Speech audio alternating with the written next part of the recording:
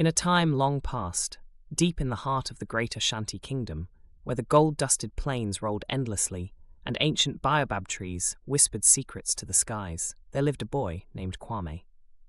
Kwame was no ordinary boy. He was the son of a humble weaver, yet dreamed of greatness. He longed to be remembered like the mighty chiefs and heroes of his people, those whose names echoed through the ages. But Kwame had one flaw. He was impatient. He spoke before thinking, acted without restraint, and often dismissed the wisdom of his elders as mere ramblings.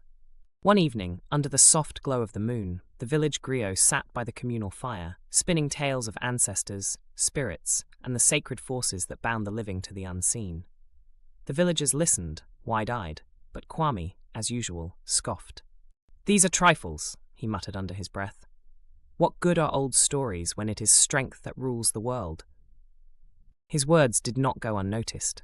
The village elder, Kofi, turned his wise, aged eyes upon him and smiled gently. "A boy who does not heed the wind's whispers," said the elder, "will one day find himself lost in the storm." Kwame waved him off, but that night, as he lay in his small hut beneath the endless canopy of stars, Kofi's words played over and over in his mind. His thoughts wandered to the legends of the Whispering Winds, a sacred place hidden deep within the shadowy embrace of the forbidden forest. It was said that only the truly worthy could reach this place and hear the voices of the ancestors. The boy's heart burned with determination.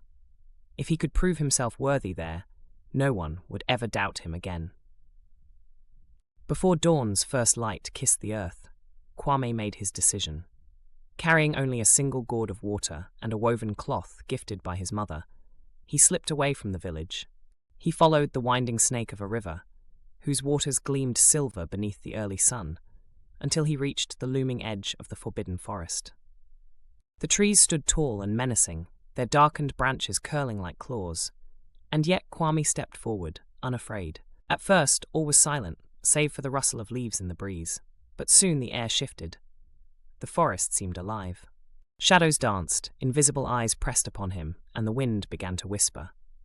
A traveller so bold, yet wisdom so small, came a lilting, mocking voice from the treetops. "Will you listen, or will you fall?" Startled, Kwame spun around, and there, perched on a mossy rock, was a golden hare. Its ears twitched, its eyes gleamed with cunning. It was Kweku the trickster, a creature of legend known for riddles and mischief. "Out of my way, hare," Kwame declared, puffing his chest with bravado. "I seek the Whispering Winds." The hare chuckled, a sound like rustling leaves. "Then answer me this, boy. What is greater than strength, but cannot be seen by the eye?" Kwame frowned. He paced, he muttered, but the answer eluded him. Frustration bubbled to the surface, and finally, with a growl, he snapped. "Nothing is greater than strength." Kweku sighed and shook his head. "Then you have failed your first trial." And with that, the golden hare vanished into a swirl of leaves, leaving Kwame alone and puzzled. Though shaken, Kwame pressed on, each step taking him deeper into the forest's haunting depths. The trees thickened, their gnarled roots twisting like serpents across his path. A heavy mist descended, cloaking the world in an eerie silence. And then, as if conjured by the fog, a figure emerged, a shimmering spirit with eyes that burned like embers. It was Nkinkim, the guardian of paths. "You venture far, young one," the spirit said, its voice like thunder softened by rain. "You seek the Whispering Winds, but are you prepared to embrace their truth?" "I am ready," Kwame said firmly, though his hands trembled. Nkinkim's fiery gaze bore into him. "Then choose, a path of ease, where you will walk unchallenged but learn nothing, or a path of hardship, where you may suffer but grow wise. Decide." Kwame hesitated. The easy path called to him, promising swift glory with none of the pain. But deep within, something stirred, a faint, unfamiliar voice urging him to be bold. "I will take the path of hardship," he declared. The spirit smiled, almost imperceptibly, and in an instant the mist parted. Before him lay a jagged mountain, its face carved into sharp stones and steep cliffs. The journey was grueling, thorns tore at his skin, and his hands bled as he climbed.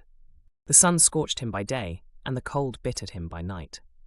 Every fibre of his being screamed at him to turn back, but Kwame's resolve was steadfast, and finally, bruised and weary, he reached the mountain's peak. At the summit, he found an ancient stone, and upon it a glowing calabash that pulsed with an otherworldly light.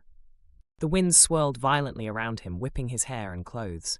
Then a voice, not one but many, deep and resonant, rose from the calabash. "You have endured much to reach this sacred place, child. Tell us, what have you learned?" Kwame hesitated, the arrogance and impatience of his former self now stripped away. I have learned that strength alone is not enough," he said, his voice trembling. "True strength lies in wisdom, patience, and humility. A great leader listens before he speaks, and learns before he commands." The winds grew still, as if in approval. "You have heard the whispers of the ancestors," the voices proclaimed. "Go now and carry this truth to your people." When Kwame descended the mountain and returned to his village, he was not the same boy who had left. The fire of arrogance in his eyes was replaced with a calm determination. He sought out Nana Kofi and knelt before him. "Elder," he said, bowing his head, "I was wrong to dismiss your words. I am ready to listen and to learn." Nana Kofi's face broke into a proud smile, and he placed a hand on Kwame's shoulder. "Then, my son, you are ready to lead." In time, Kwame's wisdom and fairness earned him the title of chief. He became known across the land as Kwame the Listener, the boy who had heeded the whispers of the wind and grown into a leader worthy of the ancestors. For in his journey, Kwame had learned the truth. Greatness is not in might, but in the courage to confront one's flaws, the wisdom to embrace growth, and the humility to listen to the world's quiet whispers. And so his legend lived on, carried by the wind, through time eternal.